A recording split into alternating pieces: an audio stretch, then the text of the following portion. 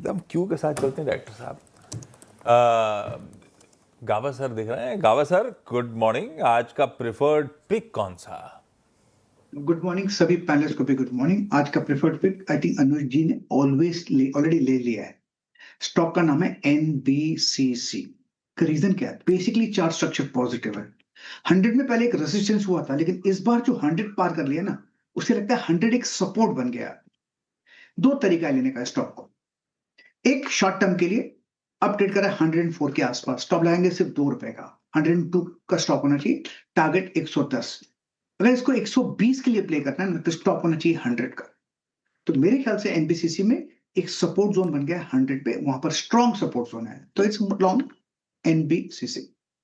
Okay, NBCC ये हो गई गावा सर की पिक लॉन्ग साइड पर। रचना जी गुड मॉर्निंग। रचना जी आपके पिक। जी गुड मॉर्निंग। और मेरा रुझान वैसे शॉर्ट साइड पे रहता, but because we are opening with a very big gap, तो हम लॉन्ग साइड पे देखेंगे। एंड उसके लिए हम चूज करेंगे जेएसडब्ल्यू स्टील को। जेएसडब्ल्यू स्टील में 13-14 पे है हम फ्यूचर्स पे। यहाँ पे चार्ट सेटअप तो है पॉजिटिव, और ओपनिंग गैप डाउन के बाद मार्केट थोड़ी संभलनी चाहिए, तो उस हिसाब से हम इसको लॉन्ग करने की कोशिश कर सकते हैं with stop loss of 1295। And upside पे इसमें हमारा दिन के हिसाब से टारगेट रह सकता है 1320, और अगर आप 2 to 3 डेज के हिसाब से देखना चाहे तो 1330 एंड 35 भी देख सकते हैं। परफेक्ट। रुझान तो नेगेटिव ही है, पर क्योंकि गैप डाउन के साथ शुरुआत हो रही तो एक स्ट्रेंथ वाला काउंटर ढूंढ के लाई है जेएसडब्ल्यू स्टील, जिसमें तेजी का मन बनाया जा सकता है। सिलेक्टिव पॉकेट्स ही बेहतर कर रही हैं। अभी अपफ्रंट चर्चा हो रही थी मेटल और आईटी। लीजिए मेटल का एक बढ़िया सा पिक आपकी स्क्रीन पर।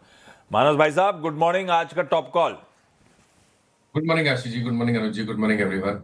तो देखिए आईएक्स पे मेरा ध्यान है, जहां पर स्टॉक सस्टेन नहीं कर पा रहा है 10-20 मूविंग एवरेज के ऊपर। कल क्लोजिंग काफी खराब थी, स्टॉक ने 126 का सपोर्ट ब्रीच किया।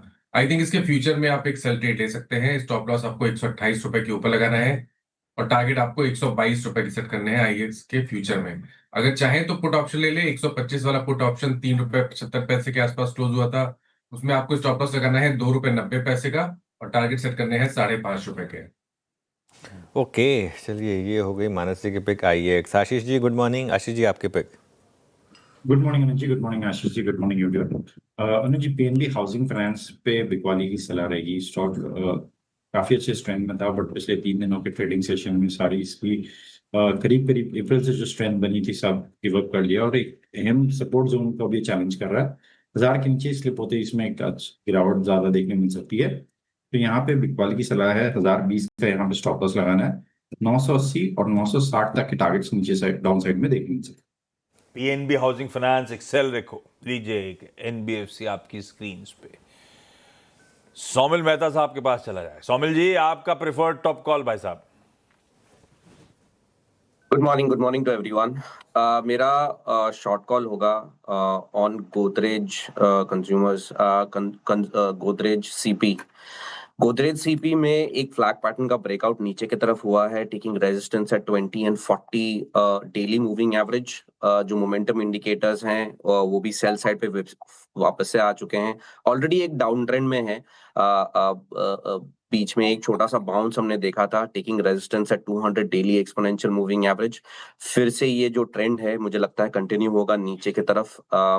मेरे टारगेट नीचे में होंगे 960 एंड मेरा स्टॉप लॉस होगा 1037।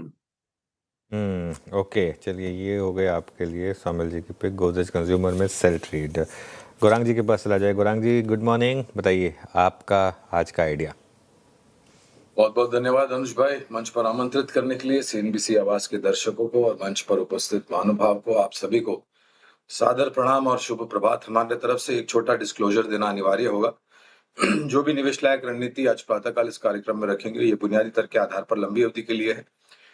हमारी फंडामेंटल रिसर्च टीम की तरफ से इसमें हमारी कंपनी जियोजित अथवा मेरा किसी भी प्रकार का व्यक्तिगत निवेश नहीं है। ना ही किसी प्रकार का वित्तीय लाभ मिलता है, ना ही किसी प्रकार का हितों का टकराव। लेकिन इसी स्तर पर राय हम हमारे क्लाइंट्स को देते हैं। संभव है कि उनका निवेश हो। तो आप भी कुछ समय पहले कमोडिटी की बातें हो रही थी, कच्चा तेल, नेचुरल गैस। तो कमोडिटी से ही एक कंपनी सरकारी कोल इंडिया नतीजों को लेकर के हमारा अनुमान है आने वाले भविष्य में सकारात्मक रुझान आएगा, जिसके कारण एक री रेटिंग तो हो चुकी है इस स्टॉक की, लेकिन आगे जाकर के और भी एक री रेटिंग होने की संभावना है। तो कोल इंडिया पर हमारा सकारात्मक नजरिया है। हो सकता है आज क्योंकि थोड़ी बहुत गहरा लाल रंग होगा तो शायद थोड़ा बहुत दबाव हो सकता है, लेकिन लंबी अवधि के लिए यहाँ पर निवेश की राय है। एक सरदर्द भी खत्म हो गया, ओएफएस तो आ ही गया। चलिए, तो कोल इंडिया अच्छा लगता है लंबी अवधि के लिए। एकदम पैनल डिवाइडेड, आधे इधर गए आधे उधर गए, 3 बाय 3 सेल है। गाबा सर ने शुरुआत करी थी एनबीसीसी के साथ, खरीदारी करने का मन 102 का स्टॉप है। ये स्टॉक हमारा आज का चार्ट जीपीटी 1.0 का हिस्सा भी था। जेएसडब्ल्यू स्टील, रचना जी का प्रेफर्ड पिक 1295 के स्टॉप के साथ खरीदारी। आईएक्स, मानस जी का एक सेल कॉल, 128 का स्टॉप लॉस लगाइए बेचने के मौके। बहेती साहब बेचे पीएनबी हाउसिंग फाइनेंस को, सेल रेको है 1020 के स्टॉप के साथ। सौमिल कह रहे हैं जीसीपीएल को बेच दीजिए 1037 के स्टॉप के साथ। और एक बाय रिकमेंडेशन, लेकिन ये लंबी अवधि वाला है, कोल इंडिया। इन लेवल्स किसी भी गिरावट पे गौरांग सर उनकी जियोजीत की टीम कह रही है एक्यूमुलेट कर रही है।